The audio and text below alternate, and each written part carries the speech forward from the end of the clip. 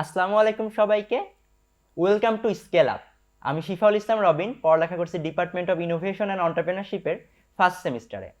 আমাদের অনেকেরই স্বপ্ন থাকে যে আমরা হায়ার স্টাডিজের জন্য বাইরের দেশে যাব, এবং ঠিক এই মুহূর্তে আমার ডিপার্টমেন্টেরই দুজন সিনিয়র ভাইয়া আমার সাথে বসে আছেন, যারা কিনা বাইরের দেশে গিয়েছিলেন, এবং আজকে আমরা তাদের এক্সপেরিয়েন্স, জার্নি এবং আরও অনেক বিষয় সম্পর্কে জানবো, যেটা আমাদেরকে ইন্সপায়ার করবে, পাশাপাশি আমাদেরকে হেল্প করবে এই বিষয় সম্পর্কে অবগত হতে। সো প্রথমে আমি পিয়াল ভাইয়ের কাছে যেতে চাই। আসসালামু আলাইকুম ভাইয়া, কেমন ওয়ালাইকুম আছেন? আসসালাম রবিন, কি অবস্থা? এই তো আলহামদুলিল্লাহ ভালো। ভাই, আপনার ইন্ট্রোডাকশন যদি আমাদের সাথে শেয়ার করতেন। আমি পিয়াল, পড়াশোনা করছি ডিপার্টমেন্ট অফ ইনোভেশন এন্টারপ্রেনিউরশিপের ফাইনাল ইয়ারে। আমার মেজর হচ্ছে টেকনোপ্রেনিউরশিপ এবং বর্তমানে কাজ করছি ইউএসএ বেসড একটি কোম্পানিতে। ওকে। আসসালামু আলাইকুম ভাইয়া। ওয়ালাইকুম আসসালাম। এই তো কেমন আছো? এই তো আলহামদুলিল্লাহ, আপনি কেমন আছেন? জি আলহামদুলিল্লাহ ভালো আছি। তো ভাইয়া, please introduce yourself with us. আচ্ছা, তো ফার্স্ট ইনস্ট্যান্স আমি জিশান আহমেদ সুইফট। বর্তমানে পড়াশোনা করছি ডিপার্টমেন্ট অফ ইনোভেশন অ্যান্ড এন্টারপ্রেনারশিপের শেষ বর্ষে। আমার 2 মাস বাকি আমার শেষ সেমিস্টার শেষ হওয়ার জন্য, এবং বর্তমানে কাজ করছি ইউএস বেস বেইজ কর্পোরেশনে তাদের মার্কেটিং টিম লিড হিসেবে। আপনারা তো অলরেডি সেমিস্টার এক্সচেঞ্জ প্রোগ্রামে গিয়েছেন। সো প্রথমে আমি পিয়াল ভাইয়ের কাছে জানতে চাই যে আসলে আপনার জার্নিটা কেমন ছিল, আপনি কিভাবে আপনার মাইন্ডসেটটা করলেন যে আপনি বাইরের দেশে পড়ালেখা করবেন, যদি আপনার জার্নিটা আমাদের সাথে শেয়ার করেন ভাইয়া। তো এই জার্নিটা আসলে রবিন বলতে গেলে প্রথমেই বলতে হবে আমি ডিপার্টমেন্টে ভর্তি হওয়ার আগেই আমি দেখেছিলাম আমার ভার্সিটিতে আমার তখন যারা সিনিয়র ছিল তারা আসলে মালয়েশিয়াতে পড়াশোনার জন্য যায়। সো সেই জায়গা থেকে আসলে আমি ভর্তি হই, বা অন্যান্য বিভিন্ন ফ্যাসিলিটি ছিল সেই জায়গা থেকে ভর্তি হওয়া। তো 1 বছর 2 বছর শেষ হওয়ার পরে আমাদের ডিপার্টমেন্ট থেকে জানায় যে বাইরে যাওয়ার একটা সুযোগ আছে, আমি যেন অ্যাপ্লিকেশন করি। সো ইন্টারন্যাশনাল অ্যাফেয়ার্সের মাধ্যমে অ্যাপ্লিকেশন করি। অ্যাপ্লিকেশন করার পরে বেশ কিছু প্রসিডিউর থাকে, যেমন ইংলিশ টেস্ট দেওয়া, আমার সব ডকুমেন্টসগুলো ঠিক করা, ভিসার জন্য অ্যাপ্লিকেশন করা, তারপরে আমি যে ভার্সিটিতে চুজ করতেছি ভার্সিটিতে অ্যাপ্লিকেশন করা, আমার যে কোর্স আছে কোর্সের সাথে ওই ইউনিভার্সিটির কোর্সগুলো মিলে কিনা এটা দেখা। সো ওভারঅল সব কিছু শেষ হওয়ার পরে ভিসা অ্যাপ্লিকেশন করি, এবং ওভারঅল সব কিছুতে আমাকে আমার ডিপার্টমেন্ট হেল্প করে এবং ইন্টারন্যাশনাল অ্যাফেয়ার্স হেল্প করে।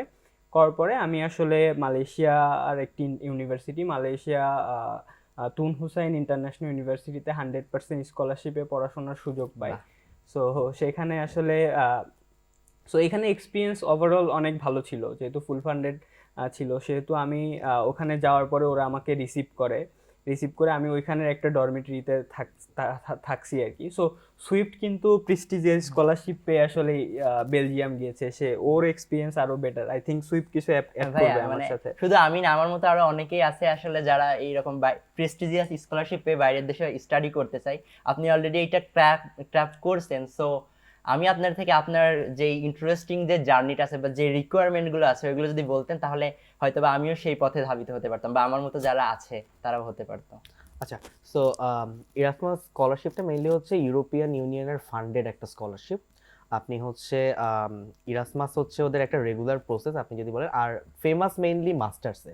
আপনি হয়তো বা শুনে থাকবেন যে ইরাসমাস মুন্ডাস জয়েন্ট মাস্টার্স নামে হচ্ছে একটি স্কলারশিপ, যেটা পুরা ওয়ার্ল্ড ওয়াইড হচ্ছে একটি ফেমাস, যেখানে মাস্টার্সের স্টুডেন্টরা যায় এবং 4টা ডিফারেন্ট কান্ট্রিতে তারা পড়াশোনা করে তাদের 2 বছর। তো সেটারই একটি অংশ ইরাসমাস হচ্ছে যে, যেহেতু আপনার ইউরোপিয়ান ইউনিয়ন থেকে ফান্ডেড পাওয়া, তো সেখানকারই তাদের এক্সচেঞ্জ প্রোগ্রামস থাকে। তো এক্সচেঞ্জ প্রোগ্রামের মধ্যে হচ্ছে যে আমরা ডিফারেন্ট কালচার ডিফারেন্ট কান্ট্রি থেকে মানুষ চাই, সেটারই একটি অংশ হিসেবে আমাদের ড্যাফোডিল ইন্টারন্যাশনাল ইউনিভার্সিটি হচ্ছে ইরাসমাসের যে কান্ট্রি যে ইউনিভার্সিটিগুলো রয়েছে সেগুলোর সাথে পার্টনারশিপ থাকে। তো পার্টনারশিপ থাকার কারণে আমরা যারা ড্যাফোডিলের ইউনিভার্সিটির স্টুডেন্টরা আছি, আমি যতদূর জানি বাংলাদেশ থেকে শুধু ড্যাফোডিলই হচ্ছে যে এটার অংশ, এবং আমরাই শুধুমাত্র এক্সচেঞ্জ স্কলারশিপগুলোতে যাচ্ছি। তো সেখানে আমরা হচ্ছে যে একটি সেমিস্টারের জন্য পাই। তো রিকোয়ারমেন্টসগুলো যদি বলি, আমাদের সবার ফার্স্ট রিকোয়ারমেন্ট হচ্ছে যে আপনার ইংলিশ কমিউনিকেশন স্কিলস। আপনার হচ্ছে মানে অ্যাটলিস্ট আপনি যেন আপনার সামনে থাকা মানুষটাকে হচ্ছে যে বোঝাতে পারেন আপনার আর স্পোকেন স্কিল দিয়ে। এন্ড তারপর আমাদের কিছু সিজিপিএ রিকোয়ারমেন্ট আছে। আপনি ইরাসমাসে অ্যাপ্লাই করার জন্য আপনার সিজিপিএ 3.50 আপনার মিনিমাম রাখবে। তো এটির নিচে থাকলে আপনি হচ্ছে অ্যাকচুয়ালি ইরাসমাসের জন্য সিলেক্টেড হবেন না। এছাড়াও আপনার ইন ক্যাম্পাস অ্যাক্টিভিটিস, যেমন আপনার ক্লাব অ্যাক্টিভিটিস হতে পারে, আপনার ডিপার্টমেন্টের অ্যাক্টিভিটিস, আপনি প্রোগ্রামগুলোতে কীভাবে কতটা অ্যাক্টিভ ছিলেন, আপনি কোকারিকুলাম অ্যাক্টিভিটিসগুলোতে কী কী করেছেন। কারণ আপনি ইরাসমাসে যখন যাবেন আপনি মোটামুটি প্রায় 30 থেকে 40টা দেশের স্টুডেন্টদের সাথে একসাথে আপনি গ্রো আপ করবেন, এবং সেখানে অনেক কমিউনিটি প্রোগ্রামস থাকে, অনেকগুলো প্রোগ্রামসের সাথে আপনি যুক্ত হবেন, অনেকগুলো হাইকিং ইভেন্টস আছে, তাদের হচ্ছে মানডে ফান্ডে আছে, এরকম অনেকগুলো প্রোগ্রাম আছে। তো সেখানে অ্যাকচুয়ালি আপনার কো কারিকুলাম অ্যাক্টিভিটিসগুলো দেওয়ার মাধ্যমে আপনি আপনার নেটওয়ার্কিংটা বিল্ড আপ করতে পারেন। তো এই রিকোয়ারমেন্টসগুলো যদি আপনি ফুলফিল করেন, you are good to go. আপনি হচ্ছে যে ইরাসমাস ক্র্যাক করাটা আপনার জন্য তেমন একটা বড় ব্যাপার হবে না। আচ্ছা ভাইয়া, আমাদের ক্ষেত্রে যে বিষয়টা হয়ে থাকে যে আমরা বেশিরভাগ স্টুডেন্টই বাংলাদেশে দীর্ঘ সময় ধরে পড়ালেখা করি, যেমন আমি হচ্ছে এইচএসসি পর্যন্ত 12 বছর এখানে পড়ালেখা করছি। সো এভারেজ স্টুডেন্টের ক্ষেত্রে এমনটাই ঘটে। বাট আমাদের একটা মাইন্ডসেট থাকে যে আমরা শুনেও এসেছি যে আমাদের দেশের এডুকেশন এবং অন্যান্য কান্ট্রির এডুকেশন সিস্টেমটা হয়তো একটু ডিফারেন্ট বা এনভায়রনমেন্টটাও একটু ডিফারেন্ট। সো আসলে ডিফারেন্সটা কোথায়? তো রবিন, এখানে ঘটনা যেটা হচ্ছে, আমিও কিন্তু বাংলাদেশে পড়াশোনা করছি, মাত্র 6 মাসের জন্য মালয়েশিয়াতে পড়াশোনা করার সুযোগ হয়েছিল। তো এখানে যে আমি কিন্তু আমাদের ডিপার্টমেন্টের সাথে বাইরের দেশের পড়াশোনার আসলে বেশ কিছুটা মিল পাই। আই থিঙ্ক সুইফটও আমার সাথে একমত হবে ব্যাপারটা নিয়ে। সো ওইখানের পড়াশোনা লাইক আমাদের ডিপার্টমেন্টে যেভাবে আমরা পড়াশোনা করি অনেকটা এরকম। আই ডোন্ট নো যে অ্যাবাউট বেলজিয়াম, যে বেলজিয়ামে কি ধরনের এডুকেশন ছিল। তো আমি শেষ করি সুইফট। সো এখানে যেটা আমি মানে একটা গল্প বললে হয়তো তুমি বুঝবা, সেটা হচ্ছে আমাদের অ্যাসাইনমেন্ট দেওয়া হয়েছিল একটা। সো এখানে আমার যে টিমমেট গুলা ছিল এরা ডিফারেন্ট 19টা দেশের স্টুডেন্টরা ছিলাম আর কি ওইখানে। সো আমাদের অ্যাসাইনমেন্টটা ছিল এরকম যে আমাদের একটা রেস্টুরেন্টে আসলে কিভাবে ব্যবসা রান হয়, সো এটাকে আসলে আইডেন্টিফাই করা, এটার উপরে একটা কেস স্টাডি তৈরি করা। সো লজিক্যালি আমি এখানে যেটা বুঝতে পারছি সেটা হচ্ছে আমাদের ওইখানে যাওয়া লাগছে, জিজ্ঞাসা করা লাগছে যারা কাস্টমার, আপনারা কেন কিনতেছেন, কেন আপনি না কিনে বাইরে বের হয়ে যাচ্ছেন, কেন আপনি কেক 10 টাকারটা না কিনে 20 টাকারটা কিনলেন। সো এই যে কোশ্চেনিয়ারগুলো আমরা তাদের সাথে ডিসকাস করছি, আমরা একটা ব্রেকডাউন করে একটা ওভারঅল মানে রিসার্চ পেপার মতো বের করছি। সো এখানে দুইটা দিক দিয়ে ফায়দা হচ্ছে, একটা হচ্ছে আমরা কিন্তু হাতে কলমে ব্যবসাটা সম্পর্কে জানতে পারছি, এবং দুই হচ্ছে ভার্সিটিও, যে ভার্সিটিতে আমি পড়াশোনা করছি তারাও কিন্তু একটা ইনসাইট পাচ্ছে যে আসলেই কেন মানুষ কিনতেছে না, কেন কিনতেছে, এবং ওই দোকানদারও কিন্তু একটা ইনসাইট পাচ্ছে যে তাদের ল্যাকিংসটা আসলে কোথায়। সো আমি কিন্তু এই যে আমাদের ডিপার্টমেন্টের সাথে তুমি এবার কানেক্ট করতে পারবা, সো আমাদের ডিপার্টমেন্ট থেকেও কিন্তু এই ধরনের আসলে অ্যাসাইনমেন্টগুলো দেওয়া হয়। সো সুইফট আই থিঙ্ক আরো অ্যাড করতে পারবে আমার সাথে। আচ্ছা, আমি সব থেকে বড় যে ডিফারেন্সটা পেয়েছি, আমি পিয়াল ভাইয়ের সাথে একমত হব যে আমাদের ডিপার্টমেন্টের যেভাবে পড়াশোনার যে আমাদের কারিকুলামটা রয়েছে, আমরা হ্যান্ডস অন এক্সপিরিয়েন্স পাচ্ছি, ইন্ডাস্ট্রি ভিজিট পাচ্ছি, তো সেম জিনিসগুলোকে যদি কানেক্ট করি, but most of the universities আর মোস্ট অফ দ্য ডিপার্টমেন্টসে এই জিনিসগুলো হয় না, যেটা আমি হচ্ছে দেখেছি। তো আমার বেলজিয়ামের এক্সপিরিয়েন্স থেকে যদি বলি, আমার ওখানে 5টা কোর্স ছিল, তার মধ্যে 2টো কোর্স ছিল একটা ম্যানেজমেন্ট রিলেটেড আর একটা ছিল মার্কেটিং। তো 2টা কোর্সকে কম্বাইন করে আমাদেরকে একটি অফিসের সাথে, একটি কর্পোরেট অফিস, ওখানকার একটি স্টার্ট আপ কোম্পানি ছিল, তাদের সাথে কানেক্ট করে দেওয়া হয় 5জন করে গ্রুপে করে। তো আমি এখানে প্র্যাকটিক্যাল নলেজের কথা কেন বলবো, আমরা লিটারেলি ওখানে টোটাল 7 দিন, মানে 5 দিনে উইক, যেহেতু 2 দিন ওখানে উইকেন্ড, তো 5 দিন আমরা হচ্ছে তাদের অফিসে গিয়ে অফিস করি, তাদের সাথে তাদের ওয়ার্ক কালচার। আমাদের এখানে কি হয়, আমরা যে অ্যাসাইনমেন্টগুলো করি মোস্ট অফ দ্য টাইম আমাদের হচ্ছে কেস স্টাডিগুলা বা আমরা যে অ্যাসাইনমেন্ট লিখি, আমরা ধরে নিলাম আমরা হচ্ছে যে একটি ব্র্যান্ডের হচ্ছে রিলেটেড আমরা হচ্ছে একটি অ্যাসাইনমেন্ট লিখছি, বাট আদৌ কি আমরা এই অ্যাসাইনমেন্টটা লেখার পর ব্র্যান্ড পর্যন্ত এটা পৌঁছায়? কখনোই পৌঁছায় না আসলে। আমরা জাস্ট অ্যাসাইনমেন্ট সাবমিট করি আমাদের সুপারভাইজার টিচারের কাছে, সে আমাদের সেটা দেখে মার্কিং করে। তো এখানে ডিফারেন্সটা আমি কি পেয়েছি, যে হচ্ছে যে আমি ওখানকার যে কোম্পানিটার সাথে আমরা কাজ করেছি তাদের রিয়েল লাইফ কেস, তারা সেখানে যে রিয়েল লাইফ কেসটা রয়েছে, তারা যেখানে তাদের ডে টু ডে লাইফের কাজ, আমরা হচ্ছে একদিন অফিসের মধ্যে আমরা তাদের কাস্টমারদের সাথে কমিউনিকেট করতে গিয়েছি ডিরেক্টলি, তাদের লাইভ কাস্টমার যারা তাদের প্রোডাক্ট ইউজ করতেছে, তাদের ওখান থেকে আমরা কেস ডাটা কালেক্ট করেছি, সেটা এসে আমরা ডেটা অ্যানালাইসিস করেছি। সেই কাজগুলো আমরা যখন হ্যান্ডস অন করতে পারছি যে how they are actually working in their environment, তো এই হ্যান্ডস অন এক্সপিরিয়েন্সগুলো অ্যাকচুয়ালি হচ্ছে যে আমাদেরকে আরও মানে আমাদের in future corporate life, job life, business লাইফগুলোতে আমাদের আরও হেল্প করে। তো সেম জিনিসটা আই গেস তুমি দেখতে পারো হচ্ছে আমাদের ডিপার্টমেন্টে, আমরা ইন্ডাস্ট্রি ভিজিটগুলোতে যাচ্ছি, আমাদের হচ্ছে কর্পোরেট সিইওস যারা আছে বা ডিফারেন্ট এক্সিকিউটিভ পিপলস আমাদের ওয়েবিনার নিচ্ছে, এই জিনিসগুলো নিচ্ছে। তো এতে করে আমরাও কিন্তু হ্যান্ডস অন এক্সপিরিয়েন্সগুলো পাওয়ার চেষ্টা করছি। তুমি ফার্স্ট সেমিস্টারে এখন পর্যন্ত আমি জানি না তুমি ইন্ডাস্ট্রি ভিজিটে গিয়েছো কিনা, বাট যদি হচ্ছে ইন্ডাস্ট্রি ভিজিটে যাও তাহলে বুঝতে পারবে যে তুমি কতটা ক্লোজলি হচ্ছে আমাদের ইন্ডাস্ট্রি ভিজিটগুলোতে আমরা দেখতে পারি যে একটা কর্পোরেশন বা একটা কোম্পানি হচ্ছে কিভাবে চলতেছে। ভাই এটা তো বেসিক্যালি সিমিলারিটি। হ্যাঁ, সো আমি মানে যদি আরেকটু ইউনিকনেসে যেতে চাই, যেটা সিমিলারিটি নেই, যদি আগেই আমরা একটু এই বিষয়গুলো সম্পর্কে জেনে যাই, তাহলে মাইন্ডসেটটা আমরা সেভাবে গড়ে তুলতে আর পারবো। সিমিলারিটি যদি আমি না বলি যে ওপেন বুক এক্সাম যে জিনিসটার একটা ব্যাপার, এই জিনিসটা আমাদের বাংলাদেশে এখনো ইন্ট্রোডিউস না, বা আমরা ইউজ টু না যে আমার সামনে বই খাতা থাকবে, আমার সামনে টিচারও থাকবে, আমার সামনে বই খাতা, আমার কাছে ফোন, সবকিছুই থাকবে, এবং আমি সেগুলো সবকিছু ইউজ করে আমি আমার হচ্ছে যে অ্যান্সার লিখতে পারবো। তো এই যে একটা সিমিলারিটি, আমরা এখনো এই জায়গা থেকে বের হয়ে আসতে পারিনি।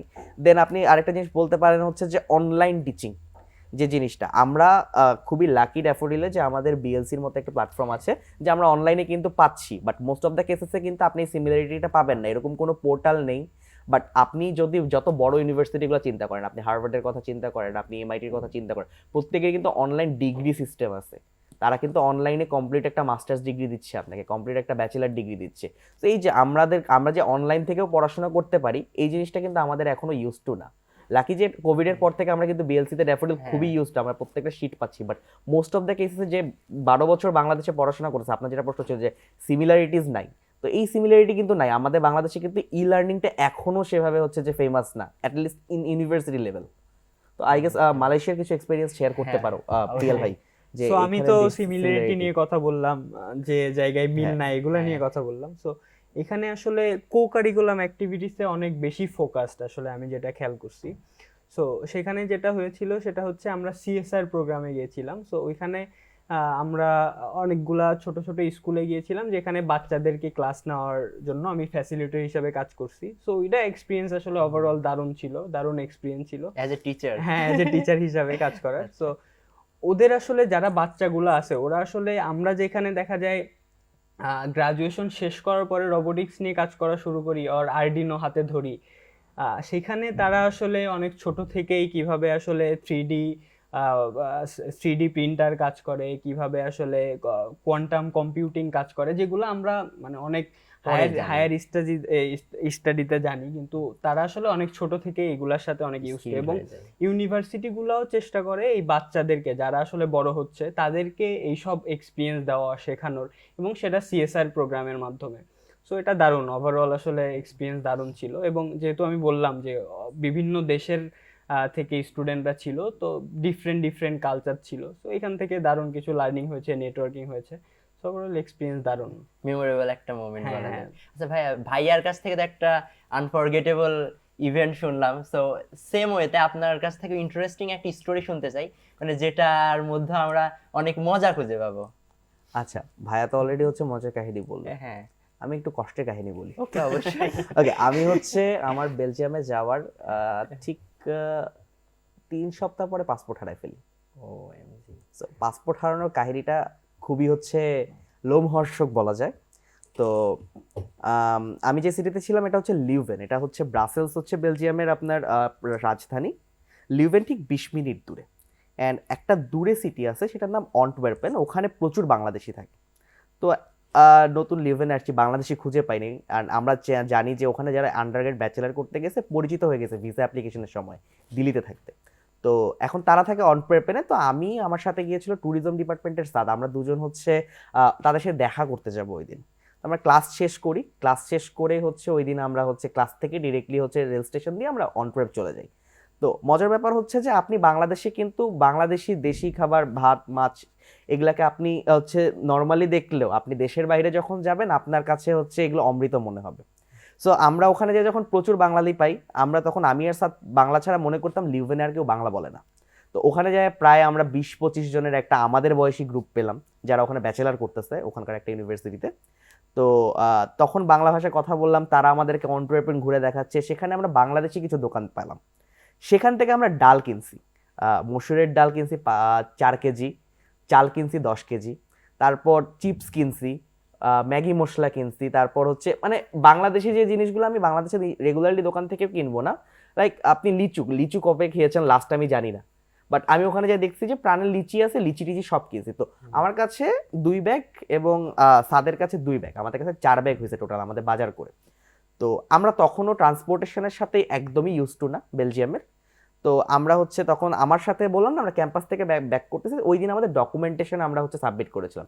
তো আমাদের দুইজনের ব্যাগেই আমাদের সব ডকুমেন্টস ছিল, মানে আমি জিসান আহমেদ সুইফট, আমার নিজেকে প্রুভ করার জন্য যত ডকুমেন্ট আছে আমার এনআইডি কার্ড থেকে শুরু করে এসএসসি এইচএসসি সার্টিফিকেট, আমার ওখানকার ভিসা অ্যাপ্লিকেশন ফর্ম, ওখানে আমি থাকার যে আমার রেসিডেন্সের একটা যেহেতু ফার্স্ট মান্থে আমাদেরকে কার্ড দিয়ে দেওয়া হয় না, তো আমাদের একটা পেপার দেয়, সেই সব পেপার সহ আমার ফুল ফাইলটা আমার ব্যাগে ছিল।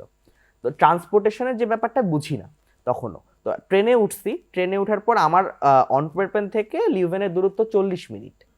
তো 40 মিনিট হয়ে গেছে, অলরেডি 1 ঘন্টা 10 মিনিট হয়ে গেছে, আমরা এখনো লিউভেন পৌঁছাচ্ছি না। তো 1 ঘন্টা 10 মিনিট হওয়ার পর আমরা সাদা আমি ডিসকাস করতেছি, আচ্ছা লিউভেন আসে না কেন?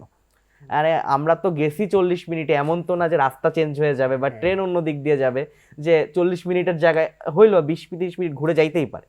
তো ম্যাপ দেখলাম, এক তো ম্যাপ ডাচে লেখা, একটু পর পর প্রায় 5-6 মিনিট পর পর ইংলিশটা আসে। তো দেখতেছি যে আশপাশের ম্যাপের চারপাশে কোনো জায়গাতে লিউভেন লেখাই নাই। তো তারপরও আরো 10-15 মিনিট পর হচ্ছে আমরা টিটিকে জিজ্ঞেস করলাম, টিটি আসলো।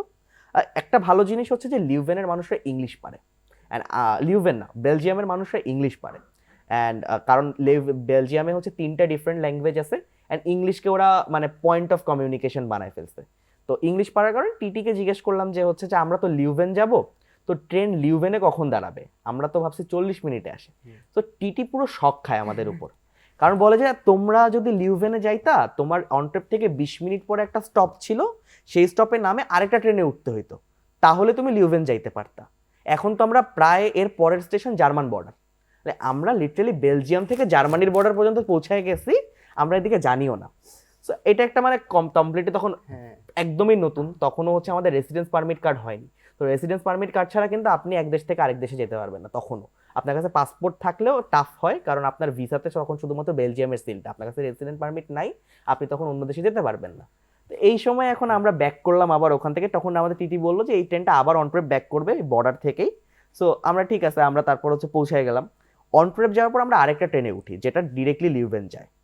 তো ওই সময় আমি হচ্ছে আমার যে ঘাড়ের ব্যাগটা, তো বললাম 2টা ব্যাগ না আমার হাতে, তো ঘাড়ের ব্যাগটা আমি হচ্ছে উপরের কম্পার্টমেন্টে রাখি, অ্যান্ড লিউভেনে নামার সময় উপরের কম্পার্টমেন্টে আমার ব্যাগটা উপরেই থেকে যায়। এখন আমি আমার ব্যাগ আসছি, আমার তখনও মাথায় নাই, আমার হাতে 2টা ব্যাগ। আমি বাসে করে বাসায় আসছি, বাসায় এসে ওই দিন সানডে, ছুটির দিন, কেউ নাই রাস্তাঘাটে। বাসায় আসার পর আমি ফোন চার্জ দিব, আমার ফোনে চার্জার কই, চার্জার ব্যাগে, ব্যাগ কই, ব্যাগ জানি না। এখন ব্যাগ কই, ব্যাগ তো পাচ্ছি না। তারপর মনে পড়লো আচ্ছা ট্রেন থেকে কি আমি নামার সময় ব্যাগ নিছি? আমি ফার্স্টে গেলাম বাস স্ট্যান্ডে, বাসের লোকদের কাছে ব্যাগ কোনোটা থাকলে কাউন্টারে ডিরেক্টলি জমা দিয়ে যায়, কারণ বাস ওই জায়গা থেকেই ছাড়ে। তো কাউন্টারে ব্যাগ নাই, তার মানে আমি ট্রেনেই বাস ছাড়ছি, ব্যাগটা ছাড়ছি। তো এখন আমার কাছে তো প্রুফ করার আর কিছু নাই, আমার পাসপোর্ট থেকে শুরু করে সব ডকুমেন্ট, লিগাল ডকুমেন্টস আমার কাছে বলতে আমার ওখানকার ইউনিভার্সিটির কার্ডটা শুধুমাত্র আমার ওয়ালেটে, আর কিচ্ছু নেই। তো পরের দিন আমি হচ্ছে সকালবেলা রায়হান স্যারকে ফোন দিলাম, আমাদের ইন্টারন্যাশনাল অ্যাফেয়ার্সের ডিরেক্টর স্যার। তো রায়হান স্যারকে আমি ফোন দিয়ে বললাম যে স্যার আমি তো হচ্ছে কালকে ব্যাগ হারাইছি, আমার ওটাতে পাসপোর্ট ছিল। স্যার খুবই চিল, স্যার বলছে কোনো টেনশন নিও না, তুমি বেলজিয়ামে আসো, ব্যাগ পাই যাবে একদিনের মধ্যে। আমি আরও ফ্রাস্ট্রেশনে যে ব্যাগ কিভাবে পাবো। আমি তারপর পুলিশ স্টেশনে গেছি, পুলিশ স্টেশনে যাই কেস করছি। ওরা তো কমপ্লিটলি এটা নিয়ে হচ্ছে যে খুবই সিরিয়াস, একজন ইন্টারন্যাশনাল স্টুডেন্ট, তার উপর হ্যাঁ ইরাসমাসের ভ্যালিউ ওখানে বুঝছে যে তারা ইরাসমাসে আসা স্কলারশিপে আসা স্টুডেন্টদেরকে প্রচুর ভ্যালিউ দেয়, কারণ ইউরোপের মধ্যে সব থেকে প্রেস্টিজিয়াস স্কলারশিপ হচ্ছে ইরাসমাস। তো আমার থেকে সব কিছু ডিটেলস শুনতেছে, সব কিছু ডিটেলস শুনে এখানে ছোট একটা মজার ঘটনা আছে যে লিউভেন হচ্ছে one of the happiest city in the world. তো ওখানে ক্রাইম রেট খুবই কম। তো আমাকে পুলিশ বলছে after ages I got actual case, like সে অনেক দিন পর একটা আসল কেস পাইছে। তো এখন আমার সব জিডি আমাকে বাংলাদেশ এম্বাসির সাথে কানেক্ট করাই দিয়েছে। এখন আমি স্টেশনে আসছি, স্টেশনে আসার পর সিটি হল থেকে আমার আরেকটা ডকুমেন্ট নিতে হবে, কারণ আমি রেসিডেন্সের কার্ডের যে ডকুমেন্ট ওটা হারাই ফেলছি। তো আমি ভাবলাম যে রেল স্টেশন থেকে আমি সিটি হলে যাওয়ার আগে একটু রেল স্টেশনে কথা বলে যাই। তো কথা বলে যাই, ওই সময় আমি গেলাম জাস্ট ওখানে যে স্টেশনটাতে যাওয়ার সময় আমি দেখতেছি যে আমার ব্যাগটা জাস্ট তখন আসছে, অ্যান্ড আমাকে বলতে ইজ দ্যাট ইয়োর ব্যাগ? আমি জাস্ট ডেসক্রিপশন দিচ্ছি তখনই, ya that's my bag, that's my bag. আপনার ওই মোমেন্টে কমপ্লিটলি আনবিলিভেবল অ্যান্ড কমপ্লিটলি একটা মিরাকেল। অ্যান্ড সেই লোকটা আমাকে বলতেছে হচ্ছে যে please show me your ID, my passport is in my bag, can you please check the last zipper? ওই লোক লিটারালি জিপার লেখা আমাকে বলছে, ya seems like you, come. এই হচ্ছে আমার কাহিনী। So interesting. বাট একদিনের মধ্যে আমি আমার ব্যাগ পাইছি। সো আপনি সিস্টেমটা বুঝতে পারতেছেন যে আপনি আপনার একটা জিনিস হারাই ফেলছেন তার আগের দিন, ট্রেনের মধ্যে হারিয়েছেন, যে ট্রেনটা এখান থেকে আরও প্রায় 250 কিলোমিটার দূরে গেছে, সেই 250 কিলোমিটার দূরে যাওয়া ট্রেনটা আপনি আবার লিউভেনে, আমার ব্যাগটা লিউভেনেই আসছে, কারণ আমি লিউভেনে নামছিলাম। সবকিছুই অনেক অর্গানাইজড ওয়েতে মেনটেন করা হয়। ইয়াস। আচ্ছা, যাই হোক, that was A inspirational for me two. যাই হোক ভাইয়া, শেষের দিকে আমি আসলে জানতে চাই, আমি এবং আমার মতো যারা আছে, মানে আপনাদের লাস্ট একটা বার্তা দুজনের কাছ থেকে শুনবো, যে কিভাবে আসলে, বা আপনারা কিভাবে আমাদেরকে শর্ট মেসেজে ইন্সপায়ার করবেন যে আমরাও যেন হায়ার স্টাডিজের জন্য বাইরের দেশে স্টাডি করতে যেতে পারি।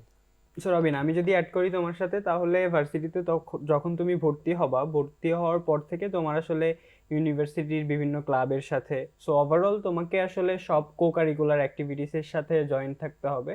সেই সাথে তোমার পড়াশোনার দিকেও খেয়াল রাখতে হবে, যেন তুমি আসলে তোমার সিজিপিএ 3.5 এর উপরে রাখতে পারো, কারণ এটা কিন্তু first requirement for applying this type of scholarship. এছাড়াও তোমাকে আসলে সবসময় খেয়াল রাখতে হবে কখন আসলে অ্যাপ্লিকেশনগুলা তোমাকে করতে হবে, তোমার ডিপার্টমেন্টের সাথে সবসময় কানেক্ট থাকতে হবে, এবং ইন্টারন্যাশনাল অ্যাফেয়ার্সের সাথে কমিউনিকেশন রাখতে হবে। সুইফট কিছু যদি অ্যাড করে সুইফট আমাদের সাথে। আচ্ছা, অ্যাড করার আগে তোমার জন্য কোয়েশ্চেন, ওকে। তোমার কি পাসপোর্ট আছে? হ্যাঁ, আছে। পাসপোর্ট আছে? জি। ওকে, এটা হচ্ছে ফার্স্ট রিকোয়ারমেন্ট। তুমি যদি বিদেশে উচ্চশিক্ষা দিতে চাও বা সেমিস্টার এক্সচেঞ্জগুলোতে যেতে চাও, তো সবার ফার্স্টে যারা যারা তুমি ছাড়াও যারা হচ্ছে যে এটার জন্য ইচ্ছা আছে যাদের, তাদের সবার ফার্স্টে পাসপোর্ট বানাইতে হবে। অ্যান্ড আপনার ইংলিশ কমিউনিকেশন স্কিলস, যেটা আপনি অ্যাটলিস্ট কমিউনিকেট করতে পারেন, এই স্কিল সেটটা বানানো। আপনি মানুষের সাথে মিশেন, আপনি মানুষের সাথে কথা বলেন, আপনি চাইলে অনেকগুলো অ্যাপস আছে সেগুলোতে আপনি প্র্যাকটিস করতে পারেন।